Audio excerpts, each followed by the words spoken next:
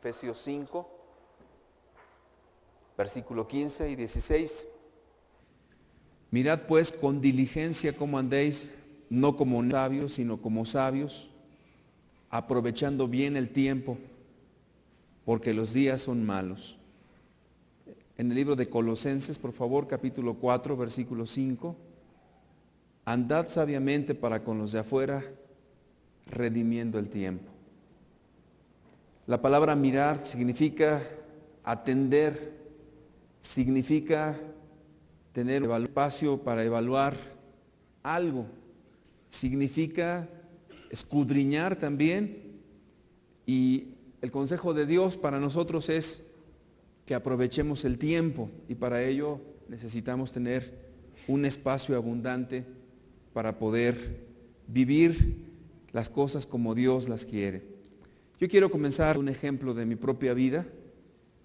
¿Por qué es tan importante aprovechar el espacio, el tiempo que Dios nos da? La verdad es que en esta vida los afanes nos consumen una y otra vez. ¿Cuántas veces sentimos que nuestro matrimonio tambalea y a veces no sabemos cuál es la causa real de toda esta situación?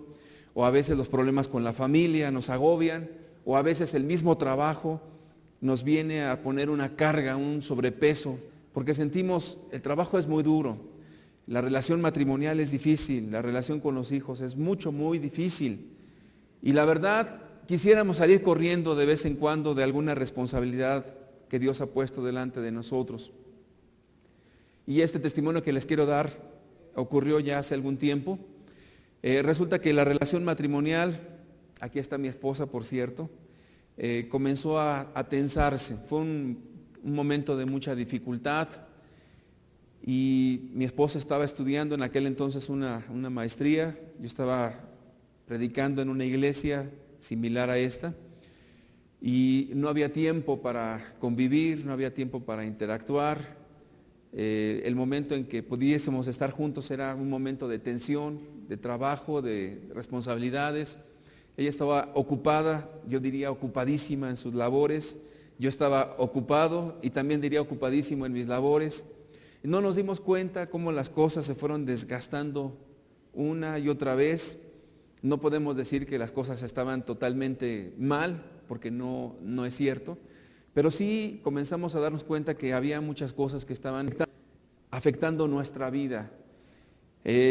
No sabíamos cómo dar una solución a este conflicto o a esta circunstancia que estábamos atravesando. Y en una ocasión, comentando la necesidad de descanso con una persona, alguien muy amablemente, muy gentilmente, yo creo que Dios movió el corazón de esta persona, nos un pequeño viaje a un lugar y por primera vez durante mucho tiempo pudimos salir con mi esposa, estar 2 días juntos sin hijos, pudimos platicar, pudimos evaluar cosas de nuestro matrimonio, pudimos evaluar cosas de nuestros hijos. Volvimos a reafirmar un pacto de matrimonio, volvimos a entendernos, a meternos al mismo canal. Estudiando la Biblia, nos damos cuenta que cuando hablamos de aprovechar el tiempo, no solamente es trabajar demasiado, sino que es aprovechar el tiempo de una manera sabia. Y cuando yo leí la Escritura en el libro de Números, acompáñenme por favor, libro de Números capítulo 10, en el versículo 35 y 36, hay un principio en el Antiguo Testamento que dice, cuando el arca se movía, el arca de Dios era una caja donde se contenía la ley de Dios y donde la transportaban los sacerdotes, es el Antiguo Testamento. Y ahí se manifestaba la presencia gloriosa de nuestro Dios. Cuando el arca se movía, Moisés decía, levántate, oh Jehová, y sean dispersados tus enemigos y huyan de tu presencia los que te aborrecen. Y cuando ella se detenía, es decir, el arca, Moisés decía, vuelve, oh Jehová, a los millares de Israel. Cuando yo leí esta porción de la Escritura, me asombré en grande manera y le voy a explicar por qué. El pueblo de Dios era movido por la presencia gloriosa del Dios Todopoderoso. Entonces había un arca que representaba precisamente la gloria de Dios y el pueblo iba siguiendo de día una nube y de noche una columna de fuego. Entonces, realmente, ¿quién gobernaba?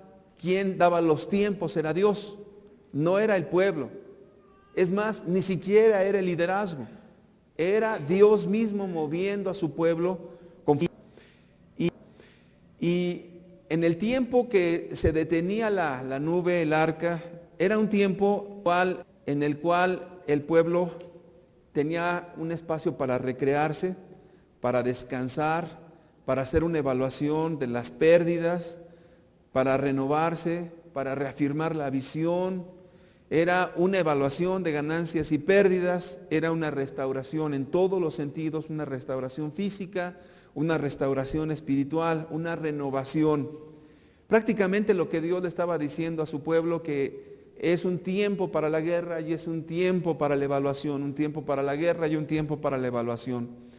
Yo he visto que este principio que está tan claramente en la Biblia nos es de una bendición en todo lo que hacemos, pero desafortunadamente, al no tener la sabiduría bíblica, nosotros podemos caer en agotamientos, podemos caer en problemas emocionales fuertes, podemos tener problemas de matrimonio, podemos tener problemas con los hijos, podemos estar cometiendo error tras error en el trabajo y nuestra vida se convierte en una miseria.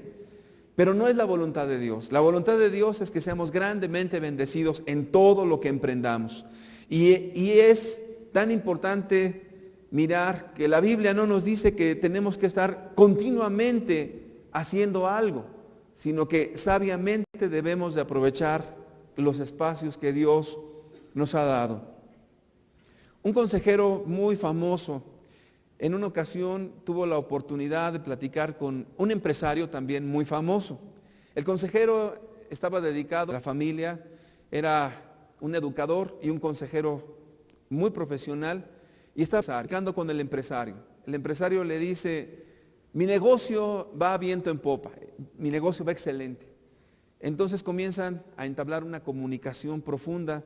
El empresario le dice: créame que nosotros estamos haciendo tan bien las cosas en la empresa que hemos crecido a un 300% en un periodo de 2 años. Entonces el consejero le dice: ¿y cómo ha logrado eso? Dice: es muy sencillo, mire, nosotros dedicamos una capacitación continua de los vendedores y de todo el personal de la empresa. Y dice: ¿cada cuándo hace eso? Dice: hay una capacitación cada trimestre o cada cuatrimestre. Y no solamente eso, estamos dando muchos bonos a la gente exitosa de la empresa y vamos hacia adelante. Y no solamente ese, dice, tenemos juntas periódicas para hacer evaluaciones. Entonces el consejero familiar se quedó pensando y le dijo: muy bien. Dice: pues mire, como yo soy consejero de la familia, yo le quiero hacer una pregunta. ¿Cuándo fue la última vez que usted hizo una junta con su esposa para hacer una evaluación de su matrimonio y hacer una evaluación de la conducta y de la espiritualidad de sus hijos? Se quedó pensando el señor y dijo, con vergüenza se arrojó y dijo: no, pues la verdad, tenemos reuniones familiares, tenemos comidas familiares, tenemos desayunos, pero una reunión para platicar profundamente y hacer una evaluación de nuestra vida como tal nunca la he hecho. ¿Por qué hay personas que son diligentes en los negocios y fracasan en las cuestiones familiares y en las otras responsabilidades en las cuales Dios nos ha dado? La respuesta yo creo que es muy sencilla. Nosotros no sabemos evaluar las cosas que Dios quiere que le demos peso. Cuando la Escritura nos está diciendo: mira pues con diligencia cómo andas, no como necio sino como sabio. Un necio es una persona que se aferra a algo y de ahí no la mueves. Sigue exactamente en la misma actitud, en la misma condición y no lo mueves. Le dices: oye, mira, necesitas descanso, te vas a enfermar. Sigue trabajando y trabajando. Oye, pero eso va a alterar tu sistema nervioso, vas a enfermar, vas a caer en un sobreestrés y probablemente en un agotamiento del cual no puedas salir. Y la persona pareciera que no le hablas, no entiende. Entonces hasta que viene la tragedia. El principio de la Biblia es hacer un alto para después salir con una visión renovada. Yo quiero preguntarte en este día: ¿cómo está tu matrimonio? Y me aventuraría todavía, si eres cristiano, a preguntar, ¿cómo está tu relación con Dios?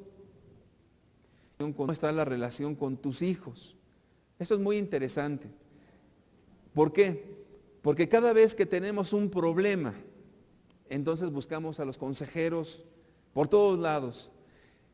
Viene el problema de matrimonio, viene el conflicto, viene la pelea, viene la falta de respeto, vienen tantas cosas. Y de repente la persona en el momento del problema está buscando una solución mágica a un problema que tiene un trasfondo todavía más profundo. Y necesitamos entender que cuando nosotros no tenemos ese espacio para hacer evaluaciones, pues entonces las cosas comienzan a ser tragedia en nuestra vida. En una ocasión una mujer se acerca y dice, yo no sé, dice, tengo un problemón con mi esposo. Entonces le preguntan, ¿cuál es el problema? Dice, mi marido, dice, el problema con mi marido es que no trabaja, no se esfuerza. Y aparte de eso, da un mal ejemplo a la familia, dice groserías y también ha llegado a usar droga dentro de la casa. Dice, ya no sé qué hacer con mi marido. La persona que escuchó a esta mujer le dice, ¿cuánto tiempo lleva usted con este problema? Desde que nos casamos, dice, tenemos este problema. Entonces el consejero le dice, ¿cómo puedo yo ayudarle a un problema que usted lleva consintiéndolo durante 7 o 10 años? No hay soluciones mágicas a un problema que se debió de haber visto desde un principio. Entonces, en el Antiguo Testamento, Dios, al llevar a su pueblo de una manera sabia, porque Dios es el que dirige, es el que gobierna, es el que lleva a las personas, y entonces les llevaba a un tiempo de mucha guerra, de tiempo de conquistar, pero llegaba el momento en que la nube se detenía y allí tenían que hacer una evaluación de las pérdidas, de los heridos, una renovación, un tener fuerzas, un estar descansado. ¿Sabe qué? Cuando las personas se recrean continuamente, viene una fuerza. Por ejemplo, estaban hablando ahorita de la alabanza, de que la alabanza la hacemos todos. Esa es una verdad que no la podemos quitar. Y que hacemos todos porque Dios no solamente desea bendecir al que toca aquí adelante, Dios desea bendecirle a usted. Y esa bendición es cuando usted externa a Dios su amor, su gratitud, y a veces viene con los problemas encima y le externa eso a Dios. No sé qué ocurre, porque yo no se lo puedo explicar de una forma racional, pero sí le puedo decir que viene un gozo dentro, y que viene una tranquilidad, que viene una paz, que viene una fuerza. ¿Por qué? Porque pudimos estar expuestos a la presencia de Dios en un momento de tranquilidad y se renueva nuestra visión y nuestra fuerza. Exactamente eso era lo que ocurría. La nube la movía Dios porque era Dios mismo, porque Dios conoce la necesidad de su pueblo.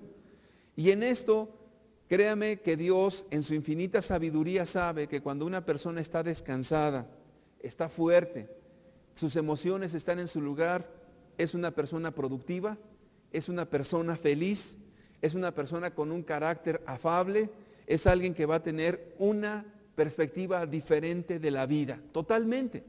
Entonces, una persona bendecida bendecirá a otro. Pero ¿qué ocurre cuando una persona está cansada? Cuando alguien está totalmente agotado. ¿Tiene ganas de platicar con la esposa? No tiene ganas de platicar con la esposa. ¿Qué pasa cuando alguien está frustrado porque los planes no están saliendo correctamente? Trae una ansiedad encima y lo único que está buscando es desfogar esa ansiedad, y probablemente sea la pelea en casa, probablemente sea el regaño al hijo de una forma mala. ¿Por qué? Porque la persona emocionalmente no está adecuada para relacionarse con otras personas. Trae un problema y otro problema en su cabeza. Por tal razón no está adecuado y no bendice a nadie, y pareciera que en lugar de que las cosas salgan bien, salen completamente mal, y va de mal a peor. Es una tragedia. Y yo quiero preguntarle, si usted realmente está haciendo esas pausas para acercarse a Dios, para orar, para poner sus pensamientos en orden, para recobrar fuerzas. En una ocasión, una persona fue a parar al hospital y otra fue a parar a la cárcel. Los dos cristianos, por cierto. El que fue a parar a la cárcel no fue por delincuente, sino por predicar la palabra en un país comunista. El otro fue a parar al hospital, no por una enfermedad, sino por una golpiza que le propinaron por predicar la palabra. Platicando los dos, dicen, oye, dice, ¿cómo te fue a ti en el hospital? Dice, no, excelente me fue en el hospital. ¿Y a ti cómo te fue en la cárcel? Dice, no, me fue excelente en la cárcel. Y se quedaban viendo los dos y se empezaron a reír. Dice, ¿por qué te fue bien en el hospital y a ti por qué te fue bien en la cárcel? Y comenzaron a sacar esa experiencia los dos diciendo, mira, es que a mí me fue bien en la cárcel, porque en la cárcel no tenía un ritmo de actividades. En la cárcel pude leer la Biblia con mucha profundidad, en la cárcel pude leer, pude estudiar, pude tener un encuentro más profundo con Dios, pude predicar con mayor calma a los presos que estaban allí. Me sentí con una bendición renovada. Y le pregunta al que fue al hospital, ¿y a ti cómo te fue? Dice, no, de maravilla. Allí en el hospital estuve acostado en una cama durante mucho tiempo, lo cual no hacía tanto tiempo que no estaba acostado tanto. Pude renovar y mientras estaba recostado, Dios comenzó a hablarme de tal manera que pude ordenar muchas cosas en mi vida y le pude predicar a los doctores y a las enfermeras. Pero ¿sabes qué? Me siento tan bien de haber ido al hospital que quisiera regresarme. Entonces los dos concordaron en una cosa, que Dios los tuvo que llevar a esas condiciones para que pudieran entender que la obra no es sustentada cuando están ellos y que cuando están en un sobreestrés y en un sobretrabajo no se ayuda a Dios, no se hacen las cosas correctas, sino que estamos estorbando. Y Dios a veces tiene muchos métodos para hacer descansar a alguien. Una enfermedad, porque ya de repente estás trabaje y caes en cama, entonces Dios está tratando contigo. Dios tiene sus métodos cuando la persona no quiere entender. O de repente estás en una condición de sobreestrés, llega el momento en que totalmente eres parado en seco y vas a caer en una situación totalmente incorrecta. Por ejemplo, estás sobreestresado en el trabajo y de repente te corren. Y eres cristiano y dices, ¿qué pasa? Pero si he estado trabaje. Dios tiene un método para hacer entender a aquellas personas que no tienen la actitud para buscar a Dios y recrearse continuamente.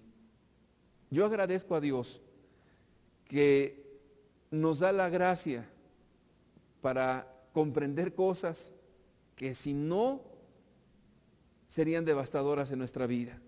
Cuando yo recuerdo el incidente de mi matrimonio por la relación de trabajo y por la situación que se estaba dando y que Dios abrió un espacio para poder reencontrarme con mi esposa, la verdad para mí fue de mucha bendición. No se solucionaron las cosas de inmediato, también quiero aclarar, pero sí nos dio una panorámica diferente, una visión nueva, la cual pudimos abrir una brecha y recomenzar en nuestro matrimonio que estaba comenzando a desgastarse. ¿Cuántas cosas, sinceramente se lo digo, son producto no de un mal corazón, no de una actitud mala, no de una situación de que usted odia a sus hijos, sino que es producto de una falta de sabiduría para hacer las cosas que Dios quiere en su propia vida? ¿Cuántas veces estamos esforzándonos, tratando una y otra vez de lograr aquellas cosas que según nosotros y no podemos importantes y no podemos dejar de hacer porque el trabajo nos atrae? Si Jehová no edificare la casa, dice la Escritura, en vano trabajan los edificadores. Eso dice la palabra de Dios. Si Jehová no edifica la casa, ¿qué quiere decir eso? Que si Dios no bendice tu matrimonio, la verdad, las cosas van a salir mal. Ahora, yo le quiero preguntar, ¿quién tiene problemas matrimoniales? Con toda honestidad.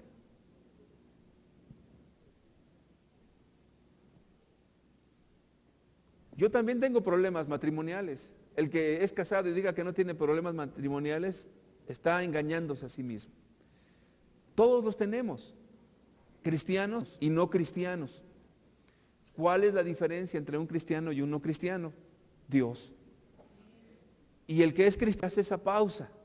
¿Para qué? Para estar con Dios, para estar con su esposa o su esposo, renovarse y volver otra vez a entrar con nuevos bríos en las cosas familiares. El de aprovechar bien el tiempo es primeramente un tiempo de pausa, evaluación, para luego volver otra vez a caminar con mayor fuerza, con mayor brío. ¿Tienes problemas de matrimonio? ¿Por qué no te retiras con tu esposo? No digo que te retires de este lugar, ¿por qué no te retiras con tu esposa a un lugar donde puedan estar solos, donde puedan abrir su corazón, donde puedan sacar y sanar las heridas que se han hecho mutuamente? ¿Por qué no abrir las cosas hasta llegar a un punto en el cual se puedan poner de acuerdo? Me han invitado a dar algunos programas en cuanto a la familia, y algo que me llamó la atención de algo que di ya hace algún tiempo, fue algo que yo estuve observando en muchas parejas. Le voy a decir qué es. La comunicación es algo que raramente se da correctamente en una pareja, en un matrimonio, en una familia también.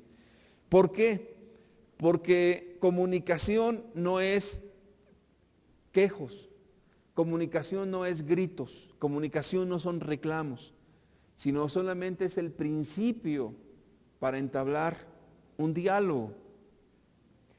La comunicación tiene varias etapas. Primeramente, le digo a las personas que están en los matrimonios, bueno, si tu esposa viene y se queja contigo, ¿qué es lo que sientes?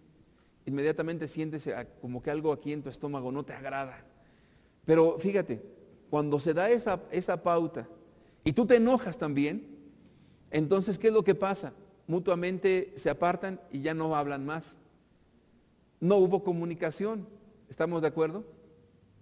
Pero cuando usted está en ese encuentro de reclamos y comienza a darse una situación de toma y daca, tú estás mal o tienes esta percepción incorrecta y al revés. Cuando se logra pasar esa etapa, viene otra etapa en la cual la emoción ya bajó. Los que tienen matrimonio y han pasado por esas experiencias lo saben. La emoción ya bajó. Entonces ya viene la etapa de razonamiento.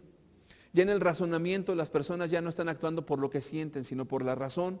Pero en esa etapa todavía no se da el diálogo, sino hasta la tercera etapa, cuando la persona llega a un punto en común y llegan a acuerdos.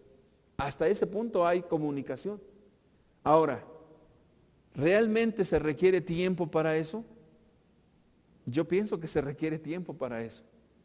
Pero ¿cuántas veces el marido escucha a la esposa? No, pues es que está mal esto, está mal, falta esto, le falta a los hijos esto, o tengo un problema con uno de estos hijos. Y el marido, que no quiere tener comunicación con la esposa, también se molesta y dice, tú siempre estás pensando en el dinero. ¿Cuántas mujeres han recibido esos halagos de su esposo? Levante su mano. No las van a apedrear. Y el marido se queja de, tú nada más estás pensando en el dinero. Y ahí queda la comunicación, se pierde. ¿Por qué? Porque no hay el espacio para la comunicación profunda. La comunicación profunda lleva su tiempo, y créame, yo en la experiencia que he tenido, a veces para dilucidar un asunto nos llevamos un tiempo, luego no hay acuerdo, volvemos otra vez a chocar, vuelve otra vez el desacuerdo, pasa la etapa de las emociones, viene el razonamiento y vienen los acuerdos. Y luego hasta la esposa lo quiere más a uno. ¿De veras? Si no, pregúntele a mi esposa. Se requiere un tiempo. Ahora, en toda relación humana, definitivamente pasa algo parecido. De padres a hijos, es exactamente igual. Los hijos no les agrada algo, comienzan sus emociones, se les aplaca la emoción, viene la etapa del razonamiento y viene la culminación, que es el ponerse de acuerdo en algo. Y no solamente en las relaciones familiares, en las relaciones de trabajo. También resulta que hay tensión, se requiere un espacio para la plática, para el diálogo, hasta que se lleguen a conclusiones. Y créame que aparte de todo esto, Dios nos pide que hagamos una evaluación, un detenernos, un ver qué estamos haciendo bien, qué estamos haciendo mal, qué cosas son prioridad en nuestra vida, qué cosas no son prioridad. Probablemente necesitamos recobrar fuerzas porque estamos ya al borde del agotamiento, necesitamos renovar nuestra visión. Eso es tan importante, tan necesario, y eso es parte de aprovechar el tiempo como Dios nos está llamando. Ese es el primer principio. El segundo principio que encontramos de las Sagradas Escrituras para tener una vida abundante, aprovechando sabiamente el tiempo, es sacar lo mejor de cada día con un propósito en Dios. Una persona de la cual yo leí un libro se llama Cameron Townsend. Seguramente usted no ha oído hablar de Cameron Townsend. Cameron Townsend fue un hombre que se dedicó a las zonas indígenas de nuestro país y un tiempo estuvo viviendo en Guatemala. Su llamado de Dios específicamente fue evangelizar, educar y bendecir a todos los indígenas. Él estuvo en Michoacán, él estuvo también en Chiapas y en algunas otras partes de México, principalmente en Guatemala. Cameron Townsend, estuvo en el tiempo del presidente Lázaro Cárdenas. De hecho, pareciera ser que Lázaro Cárdenas escuchó el evangelio a través de Cameron Townsend. Es interesante todo eso, ¿cierto? Y por cierto, Lázaro Cárdenas fue uno de los mejores presidentes de México. No sé si usted esté de acuerdo conmigo en eso, pero fue uno de los mejores presidentes de México. Pero tuvo una influencia de un hombre de Dios llamado Cameron Townsend. Pero, ¿qué quiero yo resaltar de Cameron Townsend? No solamente que predicó a Lázaro Cárdenas, ni tampoco que vino a hacer a la gente indígena de nuestro país, sino la visión que este hombre tenía de todas las cosas y de cómo le sacaba el mejor provecho. Un día estaba él con una avioneta destartalada, vieja, y pues porque vivían en la selva. Entonces se subió él, su esposa y un pequeño niño, no recuerdo si era niña o niño, eso creo que no es importante, pero iban en la avioneta. De repente esa avioneta vieja comenzó a hacer y comenzó a caer en picada. Finalmente se estrelló. Estaba la mujer herida, su bebé tirado por otro lado, gracias a Dios no le pasó nada al bebé, y él estaba sangrando también porque se había golpeado, había salido en un árbol. Y el piloto pues estaba también mal. Cuando oyeron que cayó la avioneta, todos salieron corriendo a buscar a Cameron Townsend. Entonces Cameron Townsend, todo herido, me llamó la atención que él dice que no estaba diciendo, ¿cómo está mi esposa o mi hijo? ¿Sabe qué comenzó a decir él? Traigan la cámara para filmar esto. Y todos se quedaron sorprendidos y llevaron una cámara y empezaron a filmar pues, cómo fue que cayó la avioneta y las heridas y todo esto. Pero fíjate cómo este hombre tuvo la visión de una circunstancia sacar un provecho muy grande. Aprovechó esta cinta y la mandó a todos los empresarios en Estados Unidos y decirles, ¿cómo quieren que haga mi labor con este aparatejo? Entonces pudo lograr una grande ganancia, o como se le llama, un grande donativo para tener equipo para ir a la selva, para tener una avioneta nueva, y de una pérdida sacó una gran ganancia porque tuvo una visión. Aprovechar el tiempo es sacar lo mejor de cada circunstancia. De hecho, la Biblia nos lleva a que todo lo que nosotros vivamos, lo vas a vivir una sola vez, ¿estamos de acuerdo?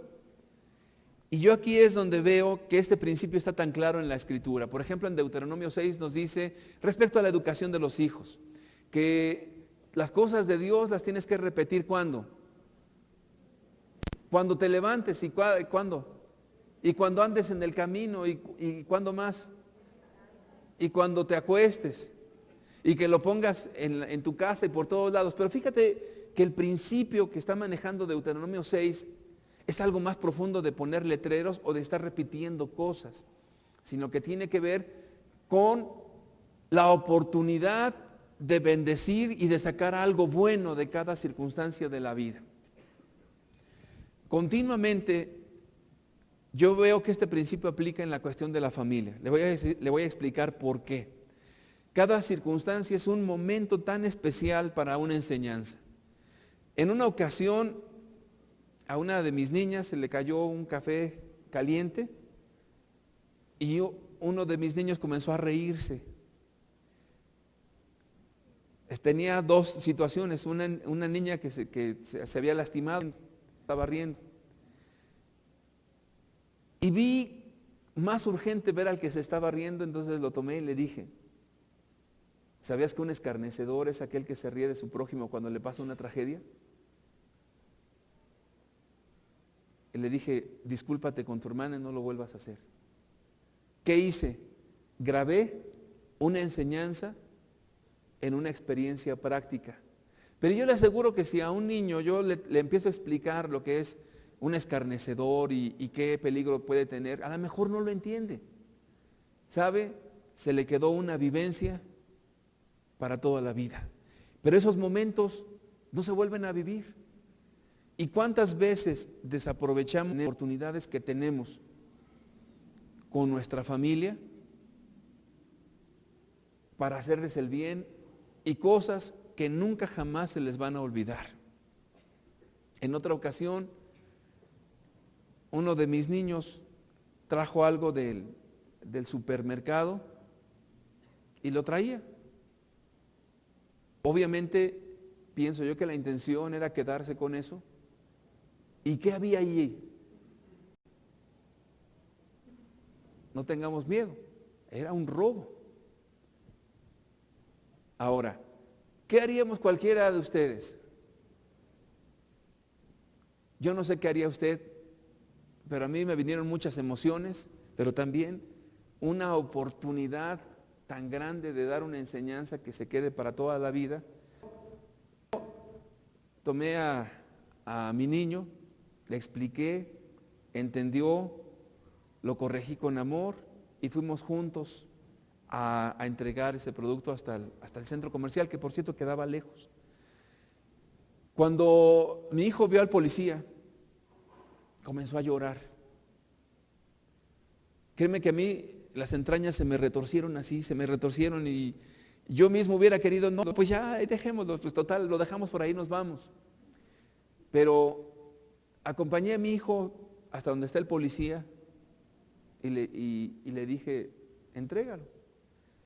El policía fue tan amable con mi hijo que lo acarició de la cabeza, le dice, hijo, qué bueno que regresaste esto, y créanme que salimos tan bendecidos de esa experiencia. Nunca hemos tenido un problema más de ese tipo, jamás. Fue la primera y la última. Pero si no hubiéramos tenido ese momento para aprovecharlo, le puedes enseñar a tu hijo del robo y como quiera que sea estar cayendo continuamente en esas cosas.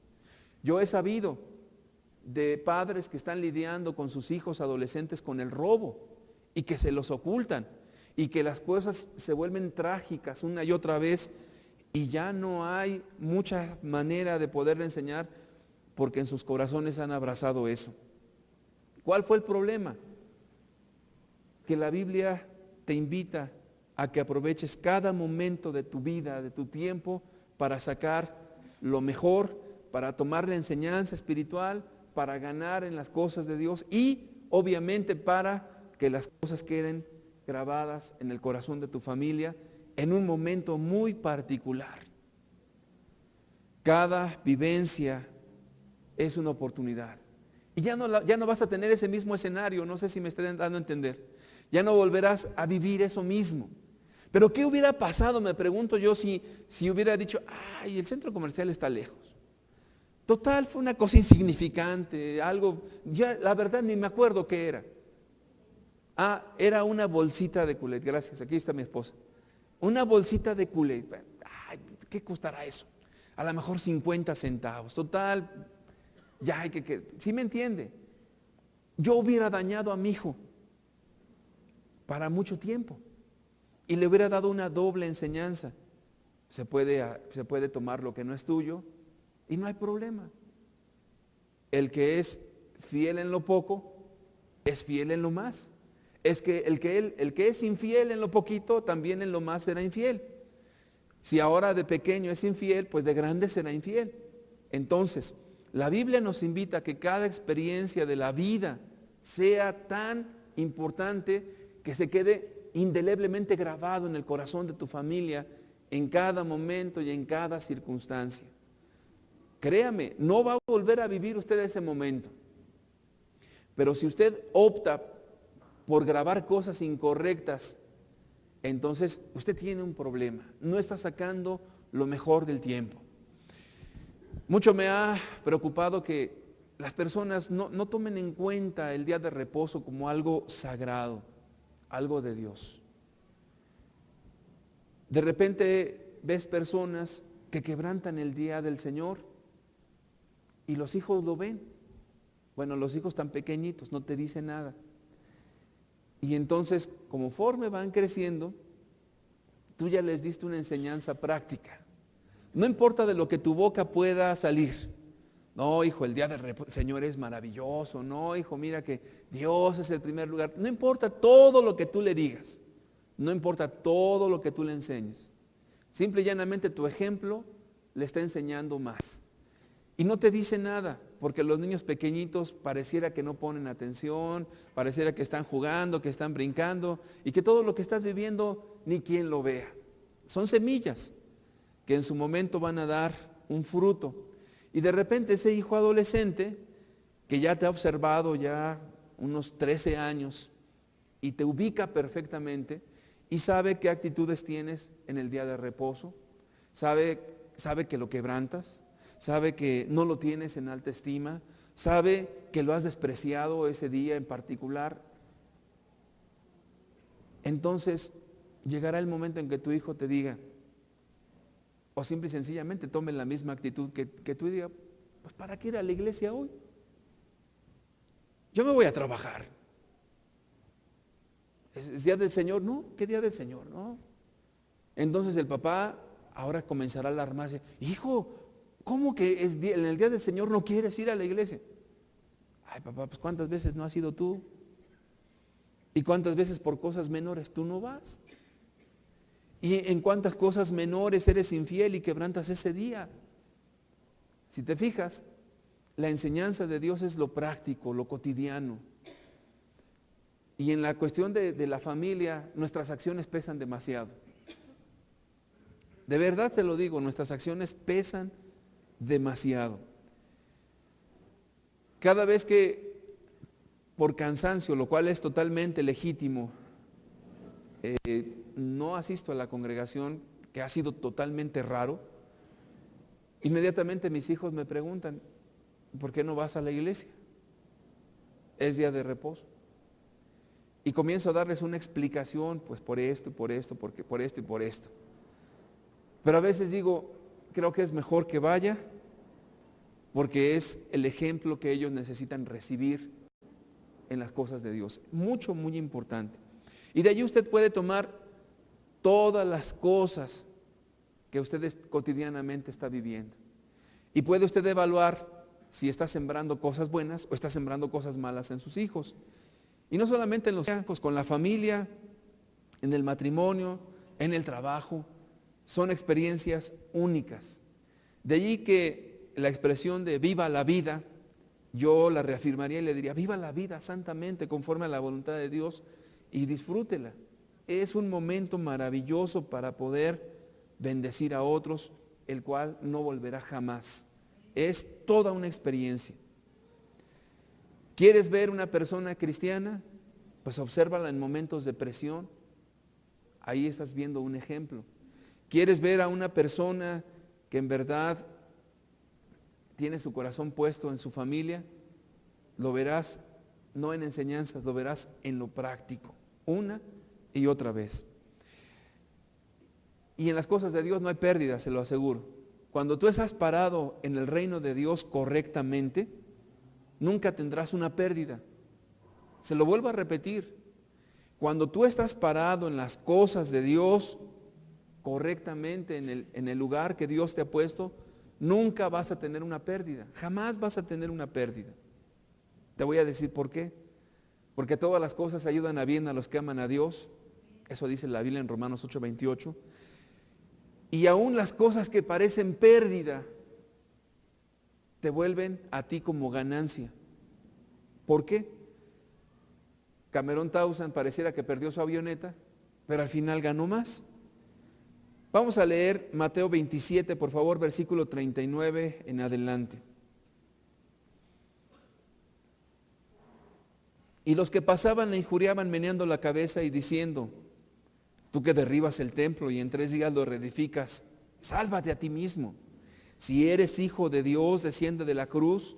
De esta manera también los principales sacerdotes, escarneciéndole los fariseos y los ancianos decían: a otro salvó, a sí mismo no se puede salvar. Si es el Rey de Israel, descienda ahora de la cruz y creeremos en él.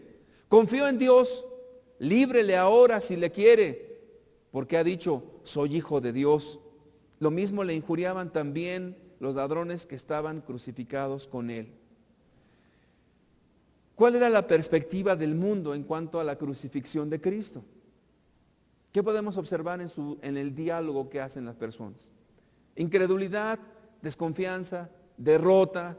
Si eres hijo de Dios, estás derrotado, estás en la cruz, estás en el peor momento, estás en la peor tragedia, te pasó lo peor, estás en la cruz, no que decías que eras Dios, no que Dios te va a ayudar, ya ves, todo te sale mal. Esa era la perspectiva del mundo y era la peor tragedia de Jesús en apariencia. Pero la peor tragedia Dios la convirtió en la más grande de todas las bendiciones. Pues la Escritura nos dice en Colosenses 2:15 que allí precisamente en la cruz fue donde hubo la más grande victoria. Y despojando a los principados y las potestades, los exhibió públicamente, triunfando sobre ellos en la cruz. Es decir, ¿cuál era la perspectiva del mundo? Derrota, miseria, desgracia, muerte, sufrimiento, tragedia. ¿Cuál era la perspectiva de Dios? Ganó la salvación de la humanidad y también avergonzó públicamente a las potestades, triunfando sobre ellas en la cruz. Entonces, cuando una persona está en Dios, puedes estar en las peores condiciones y quizás tú no lo veas en un momento, pero Dios traerá las mejores bendiciones como no tienes idea. Y te voy a decir por qué. Porque en Dios no hay despropósito alguno, jamás habrá un despropósito. Por ejemplo, si estás pasando por un momento de pobreza, Dios tiene un propósito bueno. Si estás pasando por un momento de crisis financiera y apenas te alcanza para las cosas básicas y a veces quizás un poquito menos de eso, ¿qué diría la gente de ti? Pues diría que eres un perdedor, diría que no sabes guardar dinero, diría que eres un conformista y diría muchísimas cosas. Obviamente tú has trabajado, te has esforzado, estás haciendo las cosas bien para Dios, haces lo más que puedes, pero llega el momento que cuando tú volteas en retrospectiva de lo que fue tu vida, te das cuenta que eso no fue una tragedia, sino fue una grande bendición y que te llevó a depender de Jesús enteramente, cualquiera que sea tu circunstancia. Y que eso, en lugar de hacerte débil, te hizo fuerte. Y que en lugar de haber tenido pérdida, recibiste una ganancia, la cual no te la puede dar una enseñanza en sí misma, sino la práctica, la vivencia misma de las cosas. Y en ello yo te puedo dar testimonio de mi propia vida, de verdad. También aquí está mi esposa. Cuando comenzamos nuestro matrimonio, la situación económica fue bastante precaria, y aquí está Dios, que no miento. Pero a la verdad, volteamos con mi esposa y recordamos esos momentos, fueron momentos de mucha bendición. Y para nosotros fue algo muy gratificante en lo espiritual. Sí hubo aflicciones, sí hubo situaciones difíciles, pero la Biblia nos dice, como no teniendo nada, mas poseyéndolo todo. ¿Por qué? Porque esas cosas te llevan a depender completamente de Dios y en lugar de ser debilidad, te son fortaleza. Cuando no estás aprendiendo de las cosas buenas de Dios, cualquiera que sea tu circunstancia, de repente atraviesas un problemita y ya no quieres seguir a las cosas de Dios. O simple y llanamente comienzas a tener una nube gris delante de ti diciendo, ay, a mí todo me va mal. Yo no tengo trabajo, ahorita las situaciones son difíciles y ahorita ya tengo el problemón con la esposa, me estoy peleando con ella, ya todo es una tragedia. ¿Por qué? Porque no estás parado desde la perspectiva de Dios. Desde la perspectiva de Dios, ninguna situación tiene despropósito alguno, sino que todo en la sabiduría de Jesucristo, en la sabiduría de Dios, Él te va moldeando, te va bendiciendo. La pobreza, cuando estás con Dios, es una bendición porque moldea muchas áreas de tu vida como no tienes idea. Moldea tu carácter, te hace disciplinado, te hace al no estar amarrado al mundo absolutamente de nada, te hace depender exclusivamente de Dios y te vuelves una persona fuerte.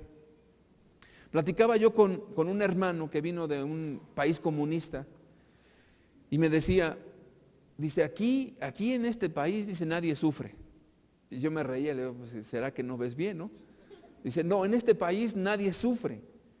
Dice, porque el más pobre come frijoles, dice, pero allá, dice, trabajábamos como burros y a veces teníamos que comer solamente harina y a veces lo mismo durante mucho tiempo y sufrimos demasiado. Pero fíjate, esta persona actualmente está siendo usada por Dios de una manera increíble para hacer el bien a esa misma gente donde salió. Él aprendió a vivir en cualquier circunstancia. Eso es un beneficio que no te lo puede dar ninguna escuela ni ninguna teoría. Si te tomaran a ti ahorita y te mandaran a África en la peor condición, pues la verdad, quién sabe si pudiésemos sobrevivir en una condición semejante. ¿Por qué? Porque no hemos tenido la experiencia en la cual Dios nos ha llevado a través de los años. Entonces, yo quiero concluir lo siguiente. Cada circunstancia de tu vida no está mal, no es algo malvado para que estés atormentado, sino que tiene un propósito divino en ti, para que se cumplan en ti los padecimientos de Cristo. No importa, si eres cristiano, si amas a Dios, si estás viviendo en santidad, no importa lo que te venga. Hambre, necesidad, escasez, enfermedades incurables, no importa, ninguna cosa te des por pérdida si estás parado en el camino de Dios, ninguna cosa. Y ninguna la veas como algo malo, como tragedia, sino como una fuente de bendición y una forma de perfeccionarte en el camino eterno. Dios te bendice. Entonces, están ustedes que están pasando por tribulaciones, son grandemente bendecidos, ¿o no es así? Levante su mano, ¿quién está siendo bendecido de esa manera? Pues dele gracias a Dios. Alabe a Jesús con todo su corazón y dele gracias por todo lo que está pasando. Porque si no lo hace, usted se va a perder y no va a mirar el buen propósito de Dios para su vida. El tercer punto importante para aprovechar el tiempo conforme a la bendición de Dios es que necesitamos buscar una oportunidad para buscar la mayor de todas las bendiciones. Cada día necesitamos las bendiciones de Dios. ¿Qué tan grandes serán las bendiciones de Dios o qué tan amplias? Yo no sabía pedir a Dios. Le voy a decir por qué yo no sabía pedir a Dios. Yo no sabía pedir a Dios porque mis oraciones a veces eran por cosas muy pequeñas. Y no está mal orar por cosas pequeñas, pero si Dios nos puede bendecir tanto, nos conformamos con cosas muy pequeñas. Le voy a explicar algo que ocurrió con una persona que conocí hace mucho tiempo. Era una persona que no tenía para comer, definitivamente desde pequeño. Y en la escasez, lo único que ansiaba era tener algo que comer. O sea, no estábamos hablando de que quisiera un bistec, creo que eso no existía. No estamos hablando que quisiera un guisado, quería algo que comer. Y su mayor anhelo era tener algo que comer. La cuestión de lo que habitualmente es alimento aquí no existía ahí. Algo que comer era una tortilla o algo semejante a eso. Bueno, cuando alguien tiene una perspectiva de la vida así, pues desea una tortilla. Pero si yo estoy seguro que si usted tiene hambre y le ofrecemos una tortilla, capaz que hace carita y dice, pues ¿cómo me das una tortilla a mí? ¿Por qué? Porque su perspectiva es más amplia. Porque usted está viviendo otra cosa, ¿o no es así? Pero si de repente usted vea en África a la gente que no tiene nada que comer, le ofrece una tortilla, se la comen. Bueno, en ese aspecto yo le digo que yo no sabía pedir a Dios porque veía cosas pequeñas, necesidades pequeñas, y Dios en su infinita bondad me concedió esas cosas pequeñas, me llevó a un crecimiento en cuanto a la fe y puedo pedir por cosas mayores.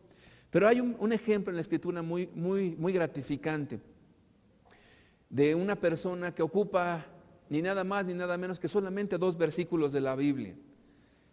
Primera de Crónicas 4, Primera de Crónicas capítulo 4 versículo 9 y versículo 10. El nombre de este personaje es Jabes, y Jabes fue más ilustre que sus hermanos, al cual su madre llamó Jabes, diciendo, por cuanto lo di a luz en dolor.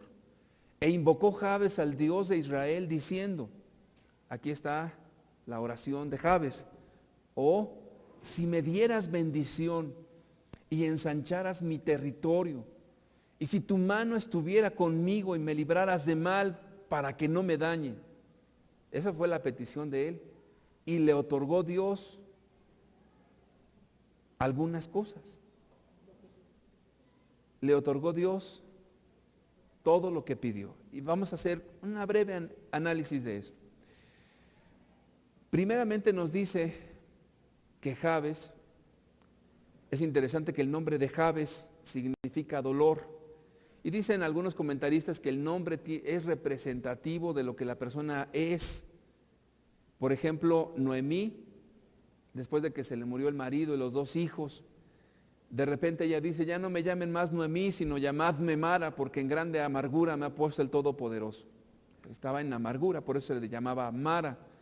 Pero Jabes en hebreo significa dolor, o el que causa dolor. De ahí viene una inferencia que Jabes, su condición no iba a ser la mejor en la vida.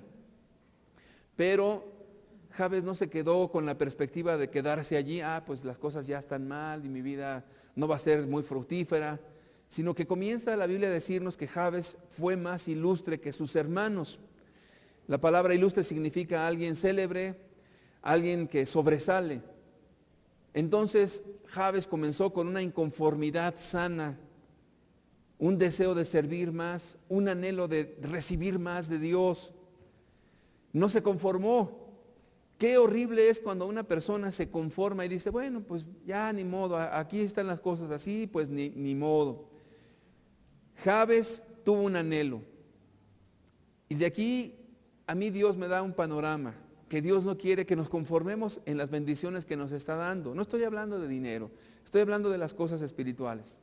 Por ejemplo, una persona puede decir, bueno, estoy viendo un fruto con mi hijo y mi hijo ya se convirtió en uno de mis hijos, pero tengo 7. Bueno, Si Dios te dio la fe para que se convirtiera uno de tus hijos, Dios quiere que se conviertan tus 7 hijos. Pero llega el momento en que tú ves las cosas tan malas que dices, no, pues es que mis hijos ya se ven tan mal, yo pienso que ya no van a cambiar, está difícil, los veo tan terriblemente mal, ahí van a quedar. Por ahí el esposo dirá, es que yo veo a mi esposa tan amargada, tan indiferente a las cosas de Dios, no, ya, yo creo que ya ahí va a quedar. No, yo veo a mi esposo tan mal que no creo que vaya a cambiar. Llega el momento en que la persona se conforma y ya no tiene anhelos de ver la bendición de Dios en su familia y dicen, eso ya no se puede. ¿Habrá alguna cosa imposible para Dios? Dígame usted una cosa imposible para Dios. Dios no tiene imposibles, pero nosotros sí. Entonces Jabes no se conformó con la circunstancia. Entonces, la otra característica de este hombre fue que invocó al Dios de Israel. ¿Quién puede ayudarnos en una situación difícil? Dios. ¿Quién puede tratar con una esposa inconversa? Dios. ¿Quién puede cambiar el corazón de un hijo y luchar con él como lo hizo con Jacob hasta vencerlo? Dios. ¿Quién puede hacer lo que nosotros no hemos podido nunca? Dios. Definitivamente. Y entonces, al mirar a Dios, ya no tenemos las posibilidades nuestras, sino las posibilidades de Dios. Y entonces, créame, que yo no sé cómo pasan las cosas, pero pasan. Y yo le voy a explicar por qué. Cuando yo me convertí, yo le empecé a predicar a toda mi familia. Creo que no fue de la forma más agradable, pero al menos les prediqué. Entonces, unos se molestaron, otros, ¿para qué le platico? Y finalmente hasta mis papás me pidieron amablemente que no estuviera en casa. Ellos lo saben y no estoy hablando mal de ellos, ellos tienen una perspectiva diferente. Pero Dios me concedió orar por mi familia y no quedarme en una cuestión de paz en la carne. Fíjese, yo ya estaba fuera de casa. Yo veía la actitud totalmente cerrada. No, cero Dios, Dios no, vete de aquí, Dios no. Mis oraciones hasta el día de hoy siguen por mi familia. Pero Dios me permitió ver a la persona más hostil de mi familia convertirse al Señor Jesús. Y no solamente Dios me permitió eso, me permitió el Señor Jesús bautizar a esa persona más hostil de mi familia. Eso es un milagro.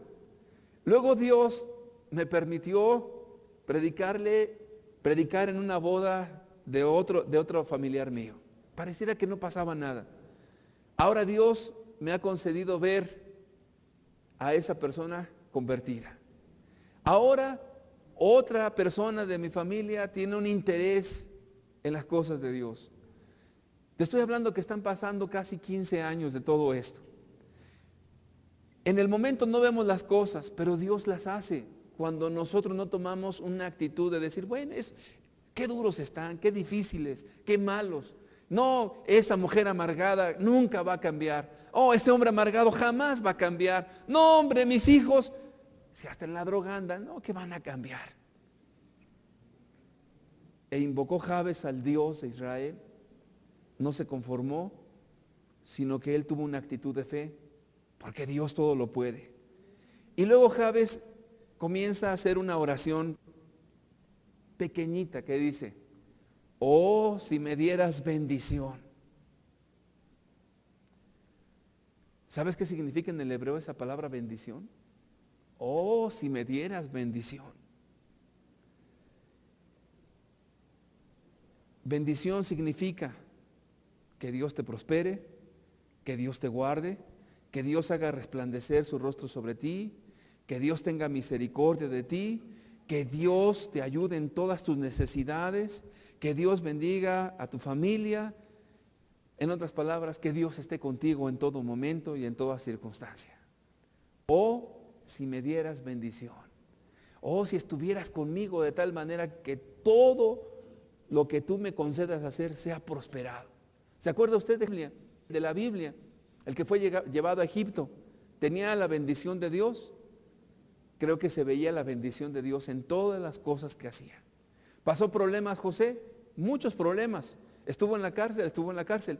Finalmente la bendición de Dios fue manifiesta. También dice Jabes a Dios: ensancha mi territorio. Ensancha mi territorio. En aquel entonces, vivir en la tierra inhóspita, ¿usted sabe cómo vivían las tribus nómadas?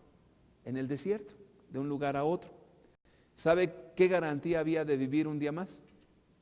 La gente se ponía en las ciudades amuralladas porque continuamente había guerra, saqueos, inseguridad, muerte. Entonces un pobre hombre como Jabes: oh, ensancha mi territorio, Señor. Ensánchalo, hazlo más grande. ¿A qué se refiere? Pues ayúdame a hacer una influencia más grande. Yo le he pedido a Dios tener una influencia más grande. Dios me permitió predicarle a mi familia. Y en una ocasión tuve la oportunidad de ir a predicar a unos parientes que la verdad están muy mal. Y les prediqué un mensaje más o menos del infierno. A veces uno no tiene uno el tiempo para explicar cosas, sino que es necesario predicar conforme a la voluntad de Dios. Y ahora Dios me permite predicar en este púlpito. Y este púlpito se ensancha a otros lugares donde están oyendo en este momento. Pero Dios ahora me ha permitido predicar en una estación de radio, lo cual también es bueno. Dios quiere que vayamos a más. La senda de los justos es como la luz de la aurora que va en aumento hasta que el día es perfecto. Ahora, no solamente veamos un asunto de la cuestión de un predicador. Usted puede ver la bendición en un hijo, luego en otro hijo, luego ver la bendición en su tía, luego ver la bendición en su abuela y luego ver la bendición de Dios en todas las cosas que está emprendiendo. Ensancha mi territorio. Y luego nos dice: que tu mano estuviera conmigo. Los comentaristas todos dicen que cuando habla de la mano de Dios está hablando del poder, está hablando de la unción, está hablando de la autoridad. Entonces lo que está hablando o lo que está pidiendo Jabes es que la unción tuya, Señor, esté conmigo, que la bendición tuya esté conmigo en todo momento. ¿Usted ha visto a los judíos cómo usan una kipa aquí en la cabeza? ¿Los ha visto?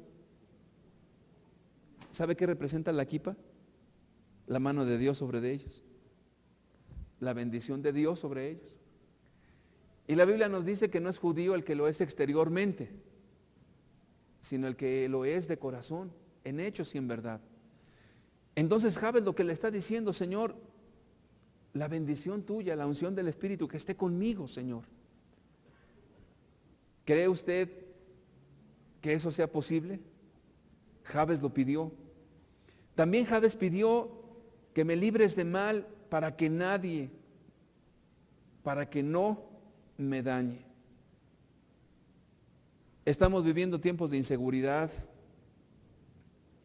La gente es asaltada en sus casas, la gente sufre violencia. Estamos viviendo tiempos caóticos, la inseguridad. Ahora, ¿dónde estaba parado Jabes? ¿En un lugar inhóspito? ¿En el desierto? ¿En donde la gente se mataba, se saqueaba, donde se desaparecían tribus completas? Entonces obviamente Jabes estaba entendiendo: yo necesito la protección de Dios. Seguramente a lo mejor Dios no lo mandó a hacer una ciudad amurallada, pero sí pidió la protección de Dios. En estos tiempos similares a los antiguos, porque usted lea las noticias, ¿qué seguridad tiene de que no le va a pasar nada? ¿Qué seguridad tiene de que no le van a asaltar? ¿Qué seguridad tiene de que usted no va a ser una víctima de la gente violenta? Ninguna. Al igual que Jabes tampoco tenía ninguna, pero le pidió a Dios: líbrame de mal para que no me dañe. Y la Biblia culmina esos dos versículos de este hombre diciendo: y le otorgó Dios lo que pidió. ¿Por qué dejó Dios esos dos versículos en la Biblia? Porque hay una persona que está mirando a Dios, que tiene fe y que tiene un corazón dispuesto para Él, y Dios se complace en contestar su oración. Aprovechemos bien el tiempo, Dios nos quiere bendecir. A veces, le digo con franqueza, y yo mismo lo reconozco, los tiempos son tan inseguros que eso como que le produce una sensación de miedo, de inseguridad por las cosas que están ocurriendo en el mundo entero. Las cosas se vuelven hostiles. En Estados Unidos la gente está sufriendo mucho, la gente que está indocumentada está sufriendo mucho, y viven bajo una inseguridad terrible. ¿Por qué? Esa misma inseguridad se siente aquí no por la cuestión de migración, sino por el narcotráfico, por las bandas, por la gente que está sufriendo violencia. Es terrible lo que está pasando en nuestro país, pero es terrible lo que está pasando en el mundo entero. ¿Qué necesitamos? Diría alguien, pues comprarse un arma. No. Una alarma mejor. No. Necesitamos encomendarnos a Dios. Él es el único que nos puede guardar. El que aprovecha bien el que aprovecha bien el tiempo, se da cuenta que en este mundo va solamente en un tiempo pasajero. En 1 Timoteo 6, versículo 7 nos dice, porque nada hemos traído a este mundo y sin duda nada podremos sacar. Entonces, el aprovechar el tiempo correctamente es utilizar todo lo que tenemos para el mayor beneficio, primeramente para la gloria de Dios y en segundo lugar para hacer el bien a nuestros semejantes. ¿Por qué? Porque no nos vamos a llevar nada. Cuando usted se muera y yo también, ni el lápiz con el que escribimos lo podremos llevar. Se va a quedar aquí. Bueno, ni siquiera los calcetines que le pongan en su ataúd cuando usted esté allí, no se los va a poder llevar. Ni un alfiler podrá sacar de este mundo. Y como las cosas que hay en este mundo Dios nos las ha dado para hacer el bien, aproveche. Jesús dijo que aprovecháramos para ser amigos de las riquezas injustas. Cuando usted le hace bien a un pobre, usted está sembrando una semilla en alguien que algún día va a buscar a Dios. Cuando usted ayuda a una persona en extrema pobreza, usted está haciendo el bien y está glorificando a Dios. Cuando usted va y ayuda a otra persona con problemas matrimoniales, usted está bendiciendo a otros y ahí es donde Dios es glorificado continuamente. Dios desea bendecirnos abundantemente, abundantemente. El tiempo es breve. Termino con Apocalipsis 12, versículo 12. Por lo cual, alegraos cielos y los que moráis en ellas. Ay de los moradores de la tierra y del mar, porque el diablo ha descendido a vosotros con gran ira, sabiendo que tiene poco tiempo. El diablo sí sabe que le queda poco tiempo y lo está aprovechando al máximo. Y si el diablo lo aprovecha, pues cuánto más nosotros que tenemos a Dios. El tiempo es breve. Necesitamos dedicarnos a lo que es importante, a Dios, a nuestras familias, saber lo que es prioridad. Si no, nuestra vida realmente va a ser un fracaso. Y si usted se dedica al dinero, no se va a llevar nada. Pero si usted lo que ha ganado lo invierte sabiamente para hacer el bien, Dios le va a ayudar y Dios le va a bendecir. Yo quiero pedirle que cierre los ojos, por favor, y vamos a hacer una oración. Padre, te damos gracias por tu palabra, Señor. Gracias porque tú nos ayudas y nos enseñas a través de ella. Que nuestro tiempo sea sabiamente invertido, Señor, para trabajar entre tanto que hay luz, pero también sabiendo hacer las pausas debidas para no caer en agotamiento. Pues tú no quieres, Señor, personas que anden agotadas, estresadas, irritables. Eso no te glorifica, Señor. Danos la sabiduría para recrearnos. Danos la sabiduría, Señor Jesucristo, para poder sacar el mejor provecho de cada momento, para dar una enseñanza a tiempo a nuestra familia, Señor, por lo que vivimos. Ayúdanos, Señor Jesús, a tener esta actitud de fe como Jabes, aún en tiempos de crisis, en tiempos difíciles, porque tú le otorgaste todo lo que pidió, Señor, porque pidió con una boca grande, Señor. ¿Cuánto más a nosotros que estamos viviendo los últimos tiempos no nos bendecirás abundantemente?